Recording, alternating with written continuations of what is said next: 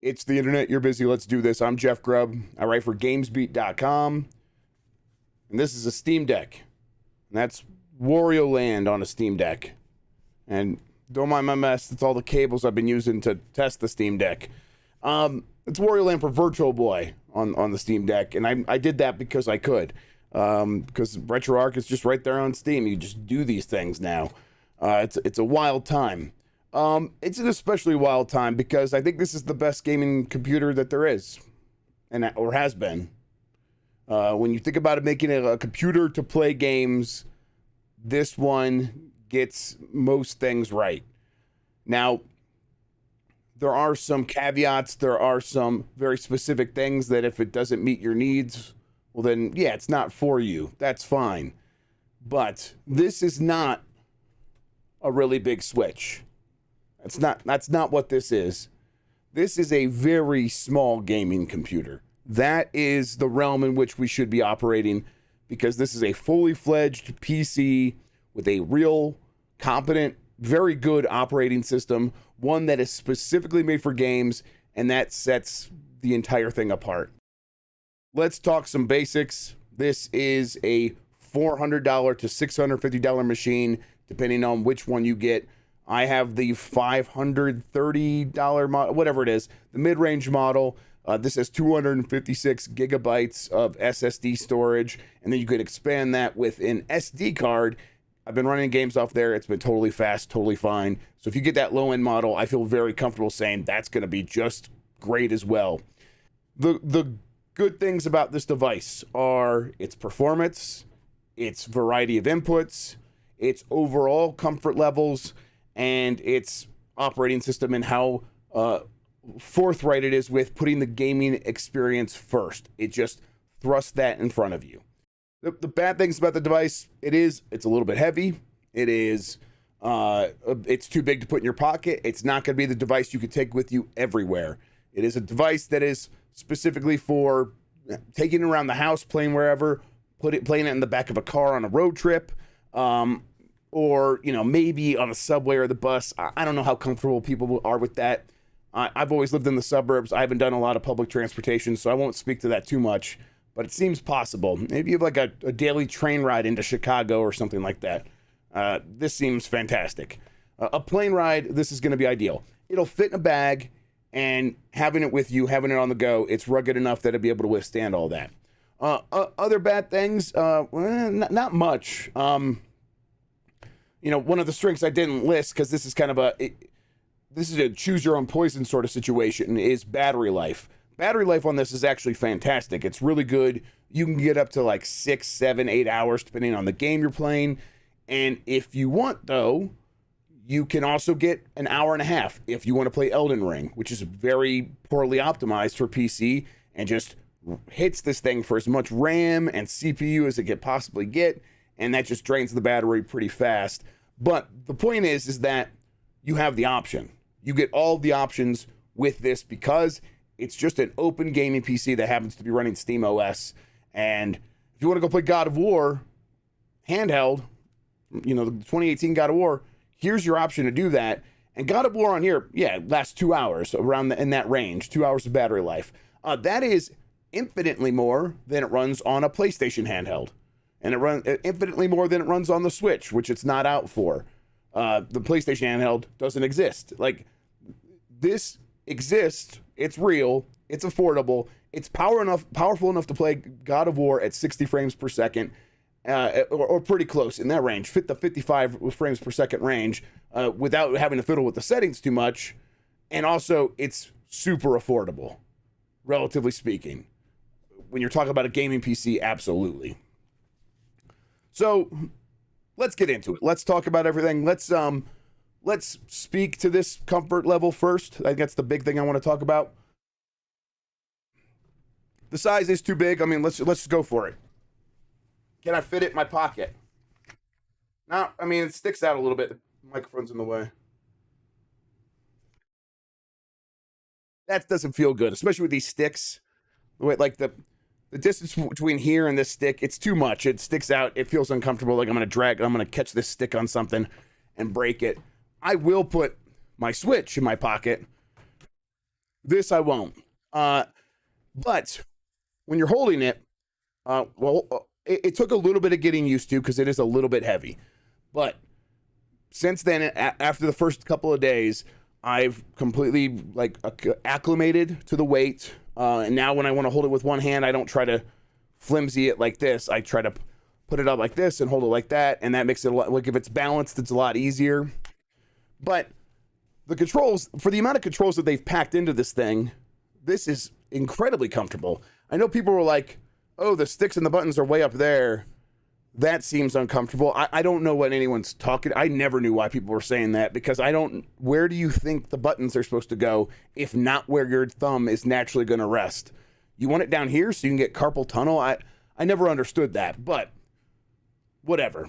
The point is that the button placement, everything is super comfortable. The sticks feel great.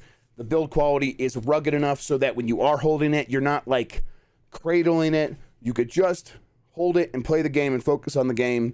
And I have been. I've played 20 hours of Elden Ring on this thing. I played a couple hours of God of War. I've done some Mass Effect Legendary Edition. I've just been playing games nonstop since I got this thing and having a really good time. And I am ready to talk about this thing. So let's get into it. Let's talk about performance. Let's talk about its operating system and software and Proton layers and RetroArch and everything else. Let's do that right now. I was not expecting performance like this from the Steam Deck. The specs made the system seem very powerful, but I thought it would primarily be a 30 frames per second machine. Even for something like Metal Gear Solid 5, which came out years ago now, honestly, it ran on Xbox 360, right? And still, putting on the Steam Deck, leaving the settings mostly unchanged, kind of just, putting them on medium or high, I was getting 60 frames per second, solid. This is very impressive. Even more impressive is something like Resident Evil Village. This game just came out last year. Now, the Reach for the Moon engine is very well optimized, but still getting 60 frames per second on the recommended settings, using FSR. Still, it looks great.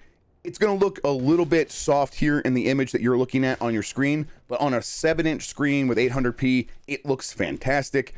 This is one of the best showcases for what the Steam Deck is capable of. And it really should kind of give you an idea of how much this blows away something like the Nintendo Switch. Not everything is going to get 60 frames per second. Elden Ring is an example of a game that is not super well optimized for the Steam Deck. It is the worst for battery life, and it's one of the ones that struggles to get 60 frames per second, kind of no matter what I do. You see there's a little bit of discrepancy between the game scope and the FPS counter for Teardrop. I think most of that comes down to how fast each one is updating. Although I think I actually trust the Teardrop counter more than the internal counter here. Still, this is super playable. This was very playable. You could look at that fire, like the animation on that fire, how like smooth it looks. Gives you a good idea of like, okay, this thing is updating pretty fast. That looks like the high frame rate fire you might see in a lot of modern video games.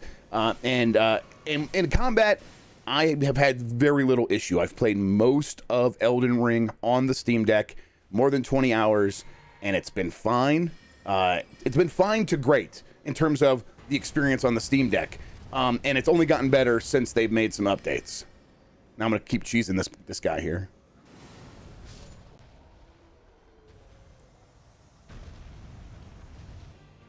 Hitman 3 is another one that I think looks fantastic. I mean, we're running on pretty high settings here, a lot of medium, some high options, and we're getting really near that 60 frames per second option. Now, this is a game where FSR on the system level definitely was hurting the performance for some reason. So when I turned FSR off, I got a higher frame rate. Now, I expect stuff like that to be fixed over time. I'm sure improvements will be made to the integration of that stuff. Since I got the Steam Deck a couple weeks ago, many of these features began working for the very first time. A lot of them weren't working early on, like the option to limit the frame rate to 30 frames per second and the TDP limiter, stuff like that. I would expect FSR integration on the system level, something that's kind of a new concept. We've seen it start to happen recently, but now that's like a key feature of the Steam Deck. I expect that to improve as we move along. But this, again, very, very playable. Hitman 3 is a game that you can play on the Switch, but you have to play it in the cloud. Being able to have a version that is basically as long as it's running like this all the time, I'm more than happy. This is just another showcase for what this system is capable of. So this is your SteamOS interface for the Steam Deck. This is your homepage. It shows you recent games, updates for games, recently updated on this device. It gives you what your friends are doing, that sort of thing. But there is a lot more you could do by hitting the Steam button. This takes you to your quick menu. Go to your library. You can see the stuff you have installed. You have the Grade on Deck option, which automatically populates with games that you own that are also tested and verified to work on Steam Deck. Every time I look, I feel like there's a new one, like this Dark Alliance here. It's like, oh, that's on there. Okay. But of course, you can go into all your games and start picking them up and just go into town and say, I wonder if this works. Chances are it's going to work just fine. The Steam Deck has all of the inputs and graphical capabilities to run just about anything that is on Steam. There are occasionally some issues running some things, and that's for a myriad of issues. There's a myriad of reasons why that might happen. Usually, though, I would imagine those are going to get fixed, but, if not, having this list of games that are verified is sort of like, okay, that's nice. I know these ones work. Many of these are the biggest games on Steam. I really wanted to check out the settings. This looks pretty familiar to anyone who's used a Linux-based operating system anytime recently. SteamOS is based on Arch Linux, or is it Arch Linux, whatever. You have a lot of powerful options here to customize your Steam Deck, and basically to treat it like a mobile computer, a laptop computer, just one that is handheld. When you are in game, however, you have this option over here. This is the three-dot menu button. So not your home button. This is when you can check your notifications really quickly. You can check your friends list very quickly. These are your quick settings. So if you want to, quickly go into night mode and get that red tent, very useful actually. If you want to adjust the brightness, all right here. And this stuff is very easy to navigate, whether you're using the controller, which is what I'm doing right now. I could also just grab my mouse, because you could just plug a mouse into the Steam Deck, of course. Or there's the touch screen. There's also trackpads and stuff. There's a million. I mean, the thing has a gyro. It has every way of interacting with it. And again, this stuff is very easy to navigate however you choose to do it. The performance menu is something we'll talk about once we're in a game a little bit more. Let's go ahead and hit our quick options button here. Take a look around. Of course, we have all the things we talked about: notification, friends list, quick settings, so we can adjust the brightness and sound, all that stuff. But what we're most interested in is performance, this menu right here. With this menu, we can limit the amount of power that the system uses. We can, you can see how that immediately affects performance, right? Like that, right? And this is like how many watts. And you can maybe try to dial it in if you want, and you can do it on the fly.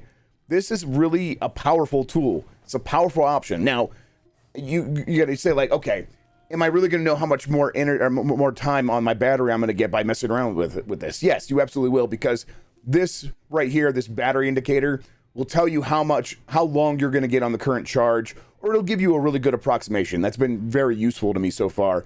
I've been getting about 2 hours in a game like God of War. I think that's pretty good, and that's without messing around with any of these options. At the most, I'll turn on FSR, but God of War has its own FSR, which definitely performs better than the system-level FSR, which you see is an option over here. The fact that, if you are traveling a lot and it's important you get the most battery life possible while still having a playable game, limiting the frame rate to 30 is a very good first option. And we can see it right immediately as soon as I turn that on. Look at the game scope frame rate up in the top left from this performance overlay, which is a very useful tool as well. It immediately dropped down to 30, and we can see that it's probably going to be using less energy. This power limiter is very useful as well. Manually controlling the clock of your GPU is another useful tool. And the fact is, being able to adjust these things in real time as you are watching the game, being able to see the frame rate go up and down, having this tool measuring your frame rate live as you're doing stuff, it is so user-friendly for such a powerful set of features that it kind of blows me away. It feels like it's nice that Valve trusts us and understands what we need to get the most from this hardware, and that's incredible. Now, the battery life on this thing is fantastic. God of War is going to last around 2 hours. That's really good for God of War. I will say that is infinitely longer than you could play God of War 2018 on a PlayStation handheld. It's, it came out on PC. Did it come out on Switch? No, so it's infinitely longer. You could play it on a Switch. The point of the Steam Deck is you have the option to play the most demanding games, find a way to make them performant, which this game was, running near 55 frames per second when we were playing it. That's more than playable. That's fantastic. And then on top of that, you get to take it with you and play it for 2 hours. That's great. And that's 2 hours if you don't want to fudge around with these settings. Now, some games are less performant. The only one I've seen so far is Elden Ring. It's one of the least optimized games I've tested. It lasted about an hour and a half to an hour and 40 minutes. But there is the other side of that. That scales way up when you start getting into less demanding games. Vampire Survivors, I just started playing that. That's a very non-demanding game. It uses 2D graphics. You get 6 to 8 hours playing that. So you get a huge amount of battery life in certain games. And the point of the Steam Deck is it lets you choose. It lets you make those choices yourself. The most important success of the Steam Deck to me is its relationship with the player. That comes down to having this gorgeous 7-inch display with 800p resolution that has this great contrast and looks fantastic. It's very immersive. So are the speakers. They're even more immersive. They're second to none when it comes to a handheld. Having all of these inputs, it's fantastic. And then it comes down to having this software experience that just puts everything front and center for gaming, so that when you pick it up, it is zero hurdles to getting into the fun. Every small little minor hurdle that gets introduced on Windows on a PC gaming laptop, that's, it's fine. You could overcome those. But there's something special about picking up a Nintendo Switch and having it being a dedicated video game device. It's the difference between, your smartphone and a Nintendo Switch. I feel good about buying a $60 game on the Switch because it's made for games. I would never buy a $60 game on my smartphone because it's this, this multi-tool device that I use for all these things. I don't ever pick it up and think now it's time to game. When I start gaming on that device, I think I'm wasting my battery that I could be using for other things to play a game. This has that same sort of cut where it's just like, this is a dedicated gaming device. We're going to make sure that you feel comfortable playing as many games on here as possible, and they nail it. And that comes down to a pretty good management of your library, having these quick settings so that you can get the most from these games, and then just making sure that it's very easy to navigate everything, no matter what control input you choose. The Steam Deck is a success. It flat out is. I think if you can get one and you're in the market for this sort of thing, and you are the kind of person who's like, okay, I can't put it in my pocket, I'm not going to take it with me everywhere, but I can imagine a bunch of places where I will be playing something like that. Go get it. And really, get the $400 version, because load times on this thing are great no matter what. It's another part of making sure this is a very good experience. Whether using the SD card, I have Elden Ring on the SD card, not on the internal storage. I ran out of room. So I got a 400 gigabyte SD card, popped it in there. I was expecting it to be slow and chunky like a Switch. I barely notice it. Load times are still a matter of single-digit seconds. It is kind of incredible. A lot of that comes down to them just integrating the SD card into the hardware stack better than Nintendo did with its SD card. And also having a very, very fast CPU helps to get that data off there very quickly. I kind of can't praise it enough, because this is how I'm going to be playing games from now on. This is it. I have a 3080 Ti right here. I've got an Xbox Series X right there, PS5 over there. Those things are great. I will continue to use them. I will continue playing my Switch. I'll continue playing the retro game handhelds. My Retroid Pocket 2. I'll continue using these things. But my number one choice for how to play games for the next year at least is going to be the Steam Deck. It's just too convenient. It is too powerful. It's too thoughtful in its design for what a gamer is going to consider when it comes to hardware and software integration. Like, what's important? It's sort of no compromises across the board. It is, the compromises are, it's a bit too heavy, it's a bit too big. And I think those are the right choices to get the performance, to get the battery life, to get the power, to get the sound, to get this screen, to get all of these inputs. This is a fantastic first generation. It's a first generation where I can recommend jump in on the first generation. You don't have to wait for Gen 2 to for them to get it right. This is right now. And if it's not right for you, it's just because of the size and your lifestyle or whatever. And that's fine. But for me, this is it. This is how I'm playing games from now on. It's the best gaming PC I've ever touched. Okay, that's going to do it for me. Thanks for watching. I will have more on the Steam Deck. I'll probably stream and try to answer a bunch of questions. There's just so much to talk about. There's so many specific things that I didn't even get a chance to test. So we'll be talking about this for weeks and weeks, I'm sure. So let's try to stay on top of it. Let me know what you want me to touch on in the comments. Hit me on Twitter. Whatever you have to do, let me know. Get into Discord, discord.gg/GameMess. Ask me questions there. All right, I'm going to head out. I've been working on this a lot. So, yeah, going to head out. Thanks for watching. Until next time, have a good one. Take care of yourself. Goodbye.